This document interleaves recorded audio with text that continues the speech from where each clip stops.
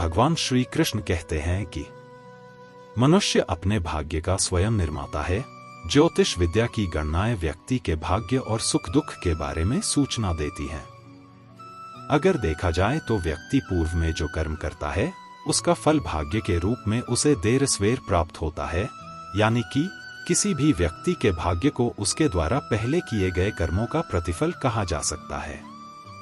कर्म फल कितने समय बाद भाग्य बनता है, इस प्रश्न के उत्तर को एक छोटे से उदाहरण के माध्यम से जाना जा सकता है।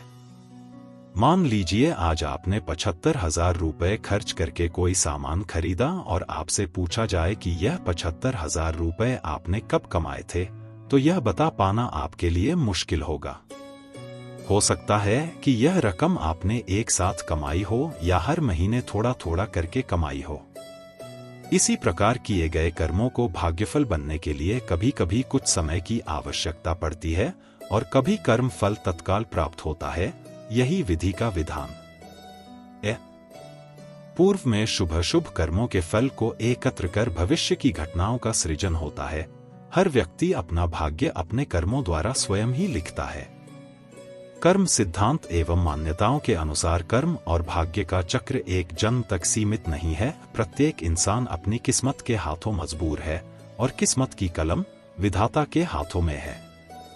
ईश्वर की यह कलम जो इंसान की किस्मत का निर्धारण करती है, इंसान के खुद के कर्मों पर निर्धारित होती है।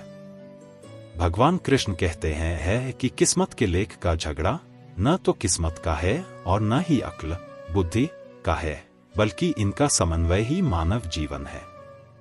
कर्मों के द्वारा ही भाग्य में परिवर्तन लाया जा सकता है।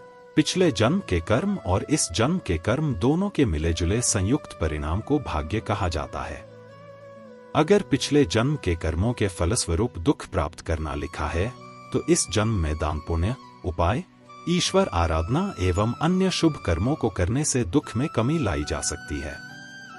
अशुभ फल को पूर्णतः खत्म नहीं किया जा सकता, बल्कि कुछ सुनिश्चित उपायों द्वारा उनकी दिशा को परिवर्तित किया जा सकता है।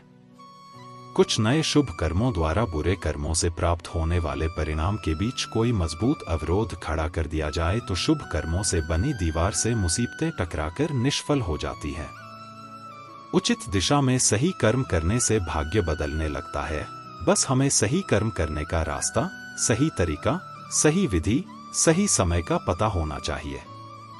इच्छा शक्ति और दृढ़ संकल्प इंसान को रंक से राजा बन सकता है और एक अज्ञानी को महाज्ञानी। इसलिए अगर भाग्य बदलना हो तो सबसे पहले अपनी इच्छा शक्ति और संकल्प को मजबूत करें और सही दिशा में किसी योग्य गुरु के मार्गदर्शन में कर्म करें।